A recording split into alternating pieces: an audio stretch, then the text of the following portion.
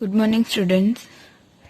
Our before video we will complete our 10 chapter day and night and seasons जो हमने text book में complete कर लिया था, बट हमारा वर्क बुक में थोड़ा बहुत डिस्कशन बाकी था और उसके बाद वाला जो how much have you learn जो थर्ड वन आता है उसका डिस्कशन थोड़ा बाकी था। तो मैं टेक्स्ट बुक में फर्स्ट आपको हाउ मच करवा देती हूँ, उसके बाद में टेक्स्ट बुक में जो हमारा वर्क बुक में जो हमारा 10 चैप्टर डिस्कस करना बाकी है वो बाद में करेंगे। ओके, यहाँ पे हमने कंप्लीट किया था। तो उसके बाद next page number textbook में 86 how much have you learn.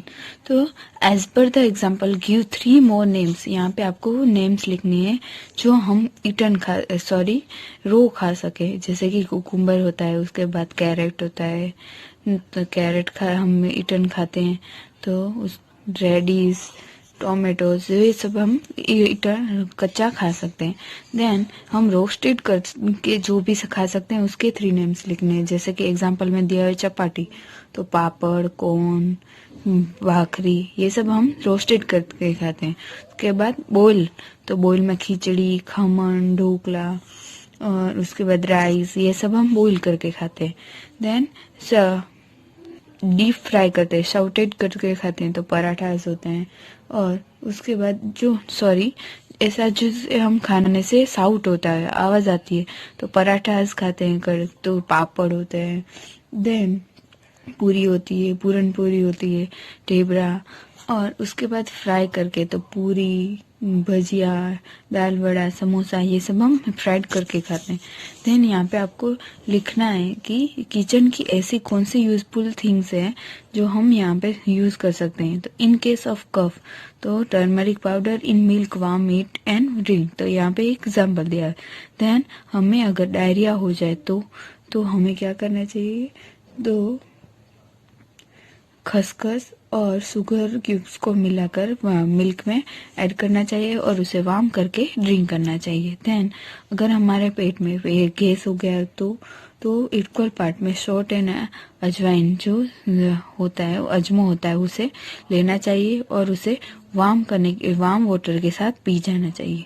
Then यहाँ आपको पोर्शन लिखना है, कलर पार्ट करना है कि किसके अंदर कितना मॉइस्चर होता है। तो मॉइस्चर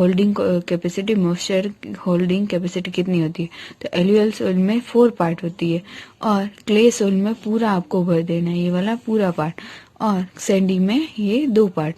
ओके, यहाँ पे थिंक कैन से ये क्वेश्चन आंसर्स मैं आपको वर्क बुक में करवा दूंगी और यहाँ पे आपको ड्राइंग भी कर सकते हो आप यहाँ पे, और पिक्चर भी स्टिक कर सकते हो, जो मैं आपको फोटो सेंड कर दूंगी होमवर्क के time.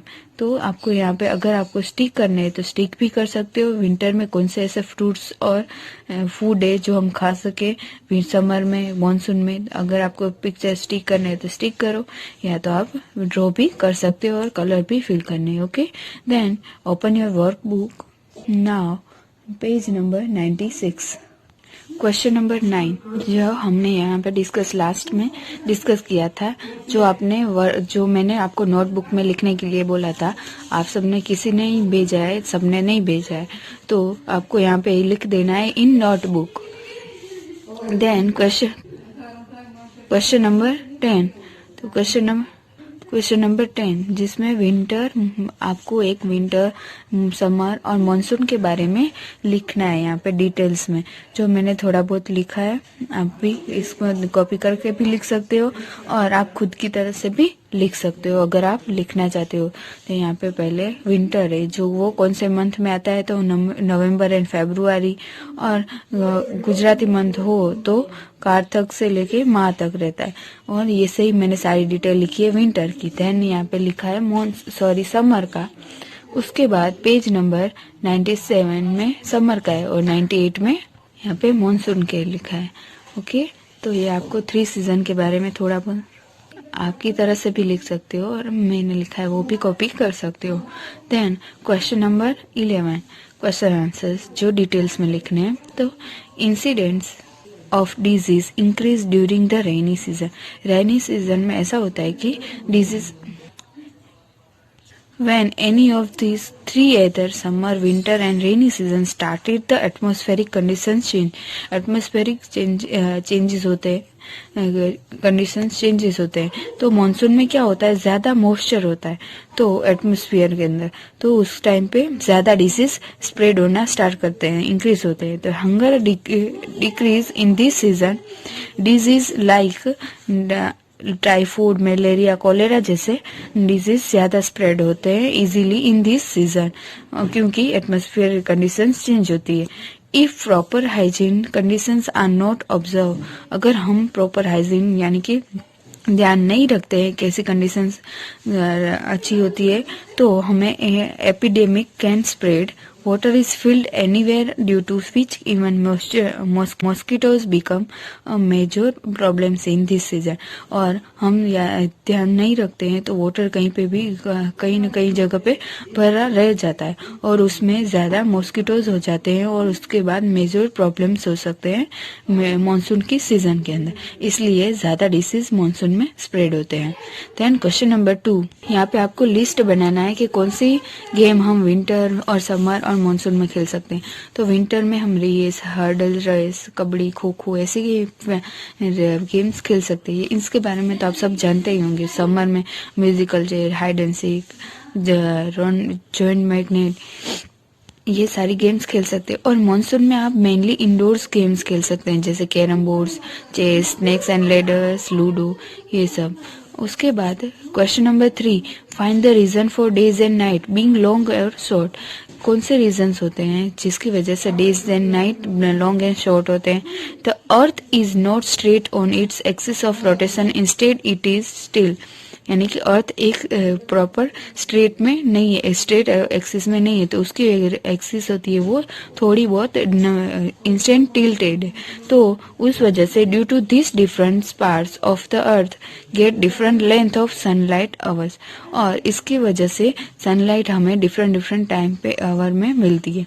And whenever hemisphere of earth is tilted towards the sun have longer days and shorter, उस टाइम पे जब हमें सनलाइट थोड़ी कम मिलती है तब नाइट लॉन्ग डे होता है, और ज्यादा मिलती है तब लॉन्ग डे होता है और शॉर्ट नाइट होती है। और अगर हमें सनलाइट कम मिलती है तो डेज शॉर्ट हो जाते हैं और नाइट लॉन्ग हो जाती है। ऐसे ही हम रीजंस की वजह से days and nights long and short होती रहती है। Then question number 12, question answers छोटे हैं। First, comment on this the length of days and night is summer and winter. तो क्या होती है, डेज के अंदर विंटर के अंदर नाइट लॉन्ग होती है और डेज शॉर्ट होते हैं, और ऐसे ही समर के अंदर long days and night short होती है। What happen it is rain very less, अगर रेन वेरी लेस मात्रा में होगी तो क्या होगा, तो जो रिवर और वो सब है, रिवर पॉन्ड्स, वो सब क्या हो जाएंगे, ड्राई हो जाएंगे, और उसका लेवल, जो पानी का लेवल है वो भी नीचे चला जाएगा। इस सिचुएशन में ड्राफ्ट भी आ सकता है और पीपल्स को डिफिकल्टी प्रॉब्लम्स गेट करनी पड़ती है वाटर को लेने के लिए, और इजीली वाटर भी नहीं मिलता है। और यहाँ पे आपको दो नेम्स लिखनी है जो फेस्टिवल्स विंटर में आते हैं और समर में और मानसून में। जैसे विंटर में उत्तरायण, क्रिसमस आते हैं, समर में होली, धूलेटी, रामनवमी, मानसून में जन्माष्टमी, रक्षाबंधन। ऐसे आप कोई भी आपकी तरह से भी लिख सकते हैं। Question number 4, right the names of 5 vegetables that grow in winter. Winter में जो भी ग्रो होते हो ऐसे वेजिटेबल्स आपको 5 लिखने हैं। Carrot, cabbage, cauliflower, brinjal, peas. ऐसे समर और विंटर के मानसून के भी लिख सकते हो। आप अपने तरह से भी लिख सकते हो, मैंने लिखा है वो भी लिख सकते हो। और यहाँ पे डेज एंड नाइट, हैपन और अर्थ, ये कैसे होती है अर्थ, और ये हमने आगे भी डिस्कस किया, तो आप इसमें से कॉपी भी कर सकते हो और आप जान भी सकते हो कि कैसे डेज एंड नाइट्स होते हैं। तो अब हम जब हमारे तरफ सनलाइट आती है तब डेज होता है और उसकी ऑपोजिट साइड पे नाइट होती है, क्योंकि वहाँ पे सनलाइट नहीं मिलती है। और जैसे ही रोटेशन होता है अर्थ, तो जिस ऑपोजिट साइड में यानी डिफरेंट हो जाता है। जब हम जहाँ पे सनलाइट थी वहाँ पे अब नाइट हो जाएगी, क्योंकि वो ऑपोजिट साइड में आ गया, और दूसरी पार्ट में जहाँ पे नाइट थी वहाँ पे डेज हो जाएंगे। इस वजह से डेज एंड नाइट होते हैं अर्थ के ऊपर। और हाउ डू सीजन्स कैसे चेंज होते हैं, तो सीजन अर्थ की जो एक्सिस है वो प्रॉपर स्ट्रेट में नहीं है, तो अर्थ की एक्सिस के थ्रू डेज एंड नाइट्स होते हैं, सीजन्स होते हैं।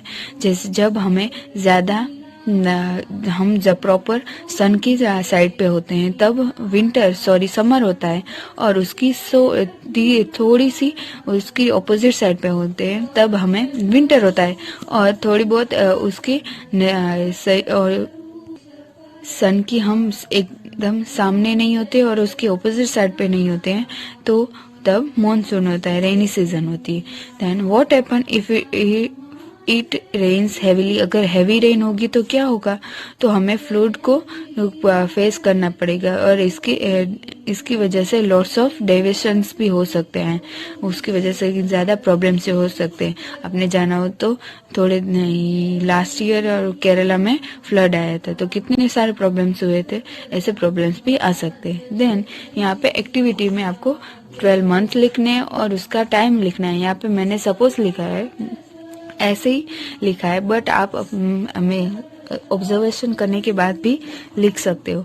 और उसके बाद सबसे ज़्यादा अर्ली मंथ, कोई भी अर्ली मंथ में टाइम लिखना है, और सबसे अर्ली राइज हुआ हो सन तब उसका मंथ और यहाँ पे टाइम लिखना है, और सबसे सनसेट लिस्ट लेट हुआ उसका मंथ और टाइम लिखना है। Okay, here our 10 chapter complete. और उसके बाद यहाँ पे how much have you learn 3A, जो मैंने आपको टेक्स्ट बुक में समझा दिया, तो आप उसकी तरह से लिख सकते हो। और यहाँ पे क्वेश्चन आंसर्स भी दिए हैं, जो आपको क्वेश्चन आंसर्स है जो आपको लिख लेने। ओके, और यहाँ पे आपको वो जो मैंने आपको होमवर्क में पिक्चर सेंड किए हैं, तो उसमें से आप देख के ड्रॉ भी कर सकते हो, और यहाँ पे फोटो भी स्टिक कर सकते हो। Okay student, understood? Then here our 10 chapter and how much have you learned 3 complete. Then our next new chapter we will start in next video. Thank you.